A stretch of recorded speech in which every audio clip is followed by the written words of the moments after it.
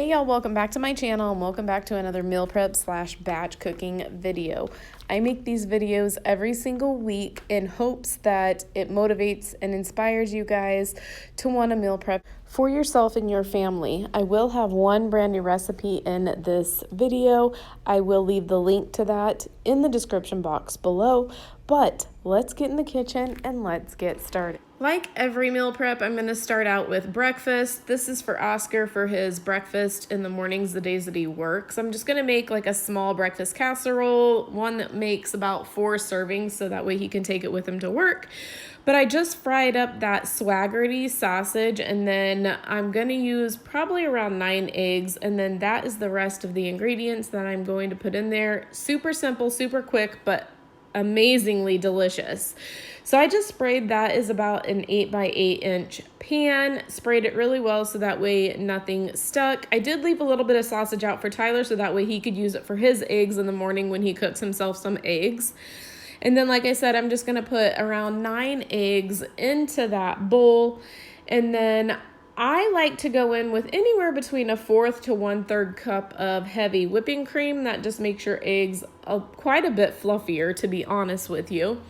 And then a good probably 1.5 handfuls of spinach, some salt. Again, like I always say, you got to go in with those seasonings. That could make or break a dish. I did add some everything but this bagel seasoning, some pepper, and then I went in with around 1/2 cup of cheese, gave that a real nice stir, and then I do just basically pour that over the sausage, and I just kind of press it down with the spoon just a little bit because I really want the egg to get soaked into that sausage so that way the egg goes all the way through the entire casserole. And I love to add greens to my casserole because it just gives you extra greens for the day. And then I do go in with some more cheese on the top. We are a cheese family. I bake this at 350 degrees for around 20 minutes. Just kind of watch it. All ovens are different, but when the middle isn't jiggly anymore, then it is done. That's how it came out, and I'm telling you guys, this is the easiest but so delicious breakfast. Next up, I'm going to be making the zucchini hamburger. It's like a Mexican skillet dish. This is something I just kind of created, and I was craving something along these lines, so I just kind of created it, but it's so good, and I've had so many compliments on this recipe.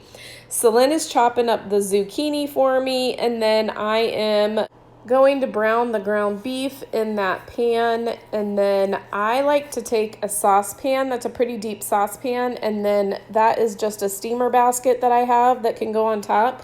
I steam the zucchini a little bit ahead of time because I like it a little bit softer. I did go ahead and clean up and cut up the cilantro. Once the ground beef is finished, that's 1 pound of ground beef, I did add in an entire block of cream cheese. That's an 8-ounce block, as well as that entire can of red enchilada sauce. That is the macros if you guys are interested. But I'm telling you guys, this dish is so good. If you guys like Mexican food, definitely consider trying this. It's so good. And then once the zucchini is tender, not like soggy at all, like barely getting tender, I switch it from the steamer basket over there to the meat mixture so that way it can just finish cooking in the skillet. I basically just kind of want to start it in the steamer basket.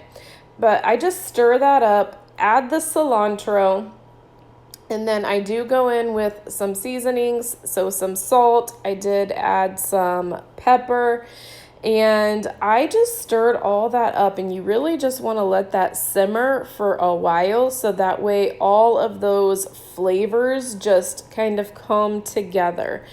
And I love this dish. This is probably one of my favorite dishes that I created. It's such a hearty dish, and it's very filling because it does have quite a bit of fat in there, and it's just like a little bit goes a long way. You can eat 1 cup of this and you're full. It's so good. Definitely give this a try, y'all. So this next dish is teriyaki chicken. That is around 6 chicken breasts, fairly large ones that Celine is cutting up. This is all Celine's dish. She was craving some teriyaki chicken, and obviously you eat the teriyaki chicken at Panda. So we're using this G. Hughes sugar-free teriyaki sauce. This is the very first time we've ever tried this, and oh boy, let me tell you, it won't be the last time because it was so good. But that is the macros and the ingredients if you guys are interested. But she's just kind of slicing it up, kind of like the way Panda does, because that girl loves herself some Panda before keto. So she added avocado oil to that pan. She's also going to add a little bit of salt and pepper to the chicken. We were going to cook all the chicken in that pan, but that was a lot of chicken. It wasn't fitting, so we only cooked half of the chicken in that pan. Again, she did season it with a little bit of salt and pepper, stirred it around really well. And then, like I said, we just kind of cooked the majority of it in this pan, and then we transferred it to my electric skillet, which was actually pretty good because the electric skillet kind of browned the chicken a little bit, and it was so good that way. And then she just continued on with the rest of that chicken. She cooked the rest of that chicken in that skillet as well, and then just transferred it over to the electric skillet. But if you can see, the electric skillet really browned up that chicken nicely. And then we kind of added the teriyaki sauce in pretty slowly because we wasn't for sure exactly how much it would take to take on that really good teriyaki flavor for that much chicken. As you see, we just kept adding and stirring. But when it was all said and done, we ended up using that entire bottle. It took that entire bottle for 6 fairly large chicken breasts. But oh my goodness, you guys, if you guys haven't tried that, it is so good. Trust me, that is going to be a regular on my grocery list from now on. Next up, we're going to be making some cilantro lime cauliflower rice to go with that dish. I just use those organic steamable bags that I get at Costco. They're convenient, so I used 2 of those. I did go ahead and put them in the microwave for about 6 minutes for the both of those. They were not completely done. They were still actually a little bit cold, and then I put them in like a terry cloth, and I just try to get as much of the moisture out as I can, even though you really don't need to do that, and I'll show you why here in just a little bit. But I added some avocado oil to that pan, as well as some garlic. I just sauteed that garlic up in that oil, really get those flavors going. And then I went ahead and added in the cilantro that I cut up, some salt, some pepper.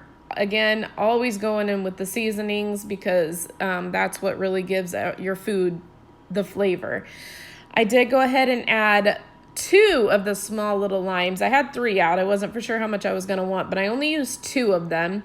And then just continued to stir, but it was a little bit dry and the rice wasn't soft enough. I like the rice softer, so I did add a little bit of water because that's going to help the cauliflower rice get softer. I did add the lid and just kind of let it steam and saute in there, and that helped a ton, and the rice was soft like real rice, and it was so good.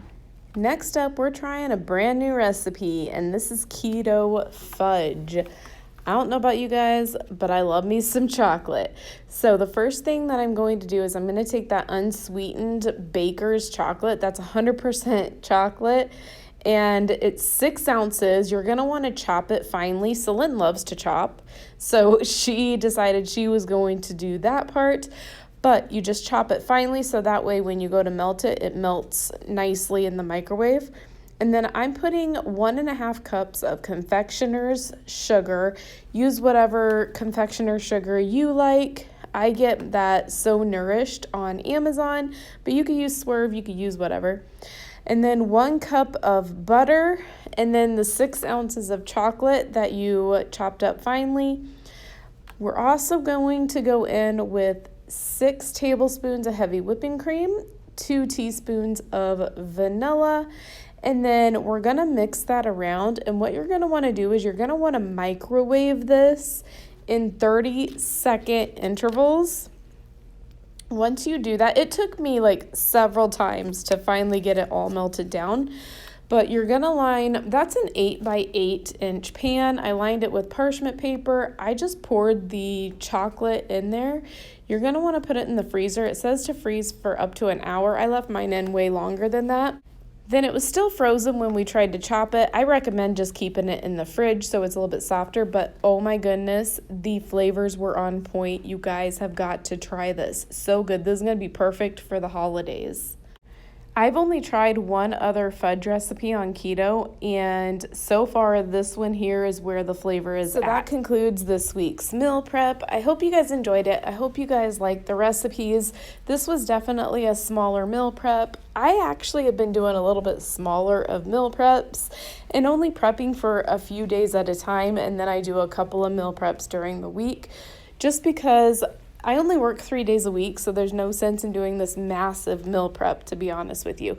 So, anywho, I hope you guys enjoyed these recipes. If you guys did, and if you're liking these, if you could do me a favor and give this video a huge thumbs up, that really helps my channel out. Also, don't forget to smash that subscribe button, and don't forget to tap that bell so you can get notified whenever I upload a new video, because I would love to have you as part of the Simply Misty family. I'm also going to leave my Instagram in the description box below. Tag me, let me know what you guys are meal prepping. But for now, I think that's all I have for you guys. Like always, I'm going to be praying for you, your family, and your country. Thank you so much for watching. I greatly appreciate every single one of you guys. And don't forget to go out there and make today even better than yesterday. And I'll talk to you in my next video. Bye. On my own, but I don't know why. You hit the road, but you don't realize I won't look back when you're around. I won't think twice.